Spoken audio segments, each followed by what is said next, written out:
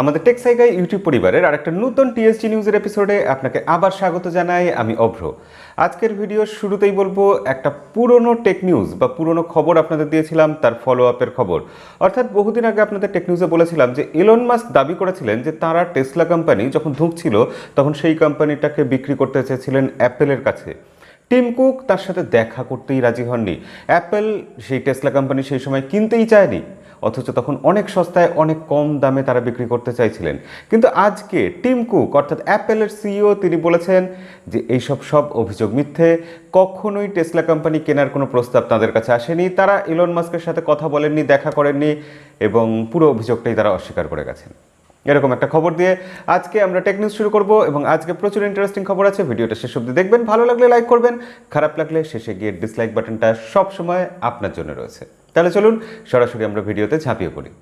আজকে দ্বিতীয় খবরে বলবো ইন্ডিয়াতে নয়ডার কাছে অর্থাৎ দিল্লিতে নয়ডা মেট্রো যে আছে সেই নয়ডা মেট্রো স্টেশনের বাইরে মাঝে মধ্যে চুরি ছিনতাই হয়। কেউ মোবাইল নিয়ে যাচ্ছে, তার হাত থেকে বাইক আরোহী এসে মোবাইল ছিনিয়ে নিয়ে চলে গেল, এরকম তো হয়।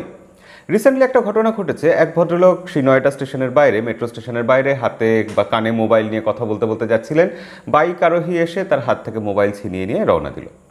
তারপর সেই বাইক আরোহী কিছু দূর গিয়ে সেই মোবাইল ফেরত দিয়ে দিয়েছে, যার কাছ থেকে চুরি করেছিল তাকে ফেরত দিয়ে দিয়েছে, সেই মোবাইল ফেলে দিয়েছে।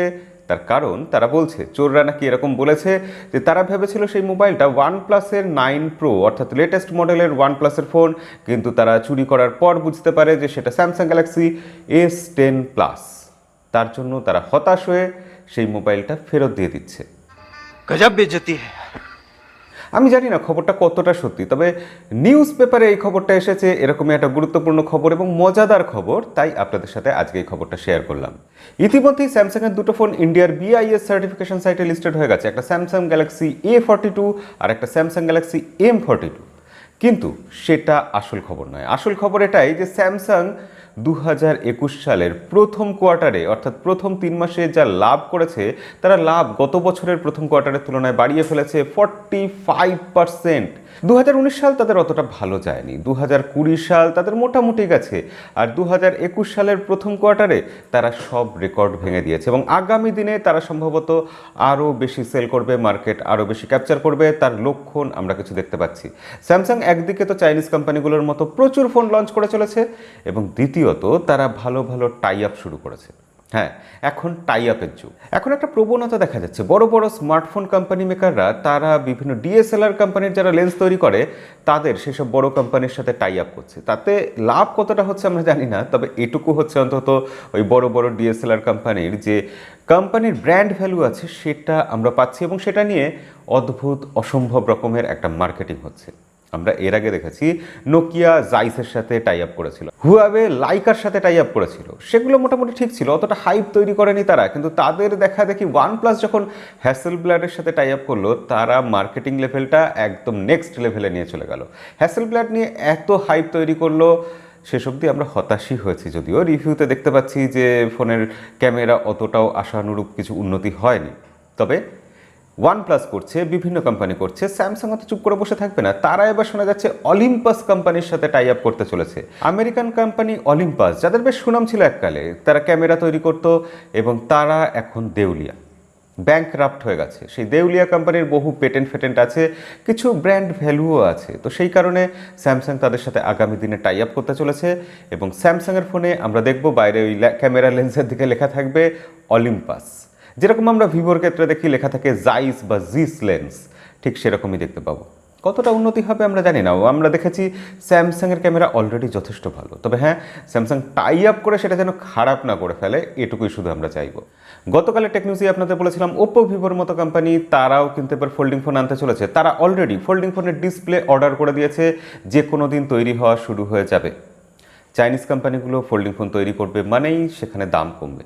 তবে ওপো ভিভোর এই যে ফোল্ডিং ফোনগুলো আসবে সেগুলো সম্পর্কে নতুন কিছু খবর এসেছে। জানা যাচ্ছে সেগুলো স্যামসাংয়ের ফোল্ডিং ফোনের মতোই ভিতর দিকে ভাঁজ হবে, বইয়ের মতো ভাঁজ হয়ে যাবে। যেরকম আমরা দেখেছিলাম তার উল্টো পথে হেঁটেছিল হুয়াওয়ের প্রথম তাদের মেট এক্স ফোনটা উল্টো রকম বাইরের দিকে ভাঁজ হচ্ছে এরকম নিয়েছিল এবং সেই নিয়ে বহু বিতর্ক হয়েছিল। হুয়াওয়ে স্যামসাংয়ের ব্যাপারটাকে পুরো নস্যাৎ করে দিয়েছিল, যদিও শেষ অবধি হুয়াওয়ে শাওমি সবাই স্যামসাংয়ের পথেই হেঁটেছে এবং বলা যায় একরকম সারেন্ডার করে দিয়েছে। এবার বাকি ব্র্যান্ডও সেই পথেই যাচ্ছে।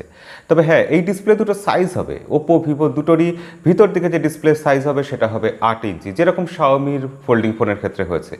ওপোর ফোনের বাইরের দিকের ডিসপ্লে সাইজটা হবে 7 ইঞ্চি, সেটা বড় সড়ো ডিসপ্লেই থাকবে, কিন্তু ভিভোর ফোনের বাইরের দিকের ডিসপ্লেটা শোনা যাচ্ছে সামান্য ছোট হবে, সেটা হবে একটা নর্মাল স্মার্টফোনের মতো 6.5 ইঞ্চি। আমার মতে এটাই বেটার, এটাই ভালো ফর্ম ফ্যাক্টর, যে 6.5 ইঞ্চি তার থেকে বড় ফোন, সেটা ভাঁজ করা ফোন হলেও আমরা পকেটে নিয়ে ঘুরবো, এটা কেমন লাগে যেন। ভিভোর তরফ থেকে ভিভো X60 Pro Plus, শুধু প্রো নয় কিন্তু প্রোর সাথে প্লাস, অর্থাৎ কোয়ালকম স্ন্যাপড্রাগন 888 প্রসেসর দিয়ে যে ফোনটা এসেছিল কয়েকদিন আগে, তার রিভিউ আমাদের চ্যানেলে এখনো আসেনি। এই ফোনটা আমি ব্যবহার করছি, ভালো করে খুঁটিয়ে দেখছি, খুব শিগগিরই রিভিউ আসবে। এই ফোনটা অনেক আন্ডাররেটেড ফোন বলে আমার মনে হয়েছে। এটার ক্যামেরা এই প্রাইস সেগমেন্টে ওয়ান অফ দ্য বেস্ট বলে আমার মত। তো যাই হোক, এর রিভিউ পরে আসবে, সেই নিয়ে এখন কথা নয়। কথা হচ্ছে যে এই ফোনটা লঞ্চ করার কয়েকদিনের মধ্যেই, এই জুন মাস বা জুলাই মাসেই ভিভোর তরফ থেকে ভিভো X70 Pro Plus আসতে চলেছে। কি চলছে, 3-4 মাস পর পরই নতুন সিরিজের নতুন ফোন, তাও আবার এরকম ফ্ল্যাগশিপ ফোন, তার নতুন ফোন চলে আসছে নতুন মডেলে। চেঞ্জ সামান্যই থাকছে। কোয়ালকম স্ন্যাপড্রাগন 888 প্রসেসর এবারও থাকছে, 4500 mAh ব্যাটারি, 65 ওয়াটের চার্জার এবং সেই জাইস লেন্স, ভিভো যেরকম জাইসের সাথে টাই আপ করেছে সেরকমই থাকবে। তবে এবার বলা হচ্ছে ক্যামেরা নাকি আরও ইমপ্রুভ করবে। এটার camera already one of the best, আমি সত্যি এটার ক্যামেরা দেখে মুগ্ধ হয়ে গেছি। যখন রিভিউ আসবে আপনারা দেখবেন, আপনারাও দেখে বলবেন। তবে আরও ইমপ্রুভড ক্যামেরা সেটা কি হবে দেখার জন্য আর 2 মাস অপেক্ষা করতে হবে। পরের খবরে বলবো যে এনএফটি অর্থাৎ অনলাইন প্ল্যাটফর্ম, সেখানে টাকা উঠছে। অর্থাৎ সেখানে যে কোনো জিনিস যখন নিলাম হচ্ছে, কোটি কোটি ডলারে, লাখ লাখ ডলারে বিক্রি হয়ে যাচ্ছে। এর আগে আপনাদের টেকনিউজে বলেছিলাম বিভিন্ন অদ্ভুত জিনিস কত বেশি দামে ওভার প্রাইসড হিসাবে বিক্রি হয়ে যাচ্ছে এবং লোকে কিনে নিচ্ছে। এবার একটা 3D প্রিন্ট, হ্যাঁ শুধুমাত্র ভার্চুয়াল একটা ছবি, সেটা একটা বাড়ির ছবি, সেই বাড়ির ছবিটা বিক্রি হয়ে গেছে $5 লক্ষ। সেই বাড়িটার একটু বিশেষত্ব আছে। বিশেষত্বটা এটাই যে সেটা পৃথিবীতে প্রথম ক্রিপ্টো প্রিন্টেড 3D মডেল, যেটা মঙ্গল গ্রহে একটা বাড়ি কেমন হবে সেরকম একটা মডেল, এবং সেই বাড়িটা কাচের তৈরি, সেটা ভার্চুয়ালি তৈরি একটা বাড়ির মডেল, এবং সেটা এই দামে লোকে কিনে নিয়েছে। কি করে কিনে নিচ্ছে লোকে, এত টাকা কোথায় পাচ্ছে, আর কেন এত টাকা খরচা করছে, সেটা আগামী দুটো খবর থেকে আপনারা আশা করি কিছুটা বুঝতে পারবেন। তাই অবশ্যই আগামী দুটো খবর মন দিয়ে দেখবেন। প্রথম খবরটা এটাই যে ফোর্বস ম্যাগাজিন তারা যে তাদের লিস্ট বার করে, বিলিয়নিয়ারদের লিস্ট, সেই লিস্টটা বার করেছে, নতুন লিস্ট বার করেছে, এবং সেখানে দেখাচ্ছে পুরনো লিস্টের তুলনায় এই বছরের লিস্টে বিলিয়নিয়ারের সংখ্যা বেড়েছে। নতুন 493 জন বিলিয়নিয়ার যোগ হয়েছে, এবং এখন গোটা পৃথিবীতে বিলিয়নিয়ারের সংখ্যা 2755 জন। অবশ্যই প্রথম পজিশনে রয়েছে ইউএসএ, সেখানে পৃথিবীতে সব থেকে বেশি বিলিয়নিয়ার আছে। দ্বিতীয় পজিশনে চায়না আছে, এবং তৃতীয় পজিশনে আছে ইন্ডিয়া। কিন্তু এই বিলিয়নিয়ারের সংখ্যা বাড়ছে, তার মানে তাদের কাছে টাকা পয়সাও তো বাড়ছে। প্রথমত গত লিস্টে আমরা দেখেছিলাম বিলিয়নিয়ারদের মোট সম্পত্তির পরিমাণ ছিল গোটা পৃথিবী জুড়ে $8 ট্রিলিয়ন। এবার সেই সম্পত্তির পরিমাণ বেড়ে হয়েছে $13 ট্রিলিয়ন। গোটা পৃথিবী জুড়ে মহামারী চলছে, লোকের হাতে টাকা নেই, লোকে খেতে পাচ্ছে না, কাজ নেই, কলকারখানা বন্ধ হয়ে যাচ্ছে। আমরা এই ছবিটা দেখছি এতদিন, অথচ পাশাপাশি উল্টো ছবিটা এটাই যে বড় লোকরা বা ধনীরা আরও বড় লোক হয়ে যাচ্ছে। কি করে হচ্ছে সেটা, এবং সেটাই হচ্ছে সব থেকে উদ্বেগের বিষয়। বিভিন্ন অর্থনৈতিক ফার্ম তারা রিসার্চ করে বলেছে যে গোটা পৃথিবীতে অর্থনৈতিক বৈষম্য বাড়ছে, টাকা পয়সাগুলো পোলারাইজড হয়ে যাচ্ছে। কিছু মানুষের কাছে, পৃথিবীর মাত্র কয়েক % মানুষের কাছে গোটা পৃথিবীর সম্পত্তি কুক্ষিগত হয়ে যাচ্ছে, গরিবরা আরও গরিব হয়ে যাচ্ছে। গোটা পৃথিবীতে এরকম একটা ভয়ঙ্কর দিন চলছে, এবং আগামী দিনে আমার ধারণা এই বৈষম্য আরও বাড়বে। বিটকয়েন বা ক্রিপ্টোকারেন্সির একটা সমান্তরাল অর্থনীতি চলছে গোটা পৃথিবী জুড়ে, এরকম বলাই যায়। এই ক্রিপ্টোকারেন্সির মূল যে অংশটা সেটা আমরা বিটকয়েন হিসেবেই চিনি। বিটকয়েন ছাড়াও আরও ক্রিপ্টোকারেন্সি আছে, তবে হ্যাঁ সব থেকে জনপ্রিয় বিটকয়েন। সেই ক্রিপ্টোকারেন্সির মোট সম্পদের পরিমাণ, সেই অর্থনীতিটা বেড়ে ফুলে ফেঁপে উঠেছে, এবং সেটার এখন গোটা পৃথিবী জুড়ে মোট সম্পদের পরিমাণ $2 ট্রিলিয়ন। পাশাপাশি তুলনা করলে আপনারা বুঝতে পারবেন আরও ভালো করে, সোনার যে মোট অর্থনৈতিক সম্পদের পরিমাণ গোটা পৃথিবী জুড়ে, অর্থাৎ গোটা পৃথিবীতে যত সোনা আছে তার যে পরিমাণ, সেটার দাম হচ্ছে $10 ট্রিলিয়ন। বলা হচ্ছে, বিশেষজ্ঞরা বলছেন কিছুদিনের মধ্যেই বিটকয়েনের সম্পদের পরিমাণ নাকি সোনাকেও অতিক্রম করে যাবে, এবং বিটকয়েনের এখন দাম $60,000 বেশি হয়ে গেছে।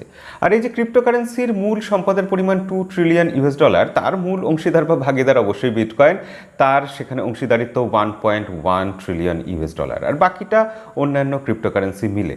কিন্তু ক্রিপ্টোকারেন্সির জনপ্রিয়তা এভাবে বাড়ছে কেন, লোকে ক্রিপ্টোকারেন্সি এভাবে কিনছে কেন, এটা একটা বড়সড় প্রশ্নচিহ্ন।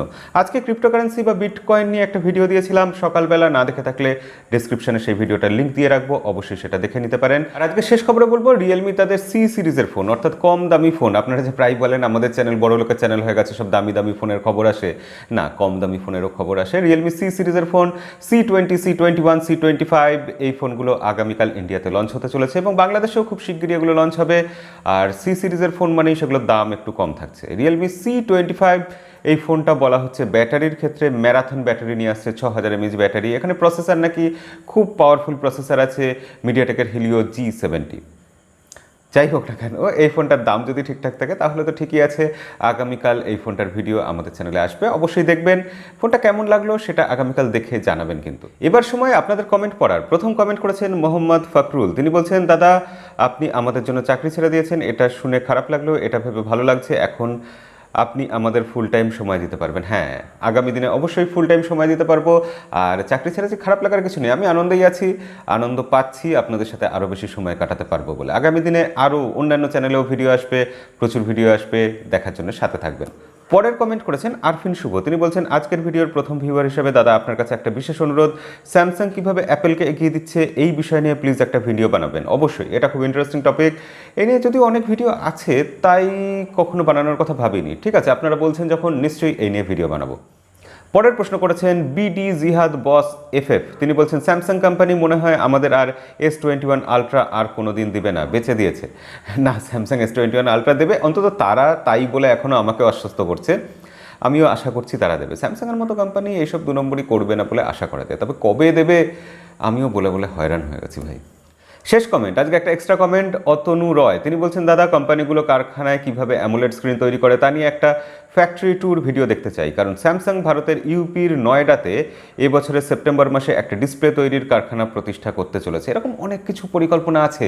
ফ্যাক্টরি ট্যুর শুধু ডিসপ্লে তৈরির কারখানা না, কি বলবো, ইনফিনিক্সের সিইও যিনি আছেন, ইন্ডিয়ান সিইও আছে, তার সাথে মিটআপের একটা প্রোগ্রাম ছিল, বহু কিছু এরকম ছিল। এগুলো সব কিছু তো এক্ষুনি বলতে পারছি না, কিন্তু সব কিছু ওই মহামারীর জন্য, ভাইরাসের জন্য পিছিয়েই যাচ্ছে আর পিছিয়েই যাচ্ছে। নইলে এসব কবে আমাদের চ্যানেলে চলে আসতো। ফ্যাক্টরি ট্যুর থেকে আরম্ভ করে অনেক ইন্টারেস্টিং ভিডিও আপনাদের দিতে পারতাম, দেখাতে পারতাম। দেখা যাক, আগামী দিনে আশা করি এসব ভিডিও আসবে এবং আমরা এই ভাইরাসের কবল থেকে, মহামারী থেকে মুক্ত হতে পারবো। আপনারা সবাই সাবধানে থাকবেন, ভালো থাকবেন, এই বলে আজকের ভিডিও এখানেই শেষ করবো। দেখা হবে পরের ভিডিওতে। আজকের মতো বিদায়।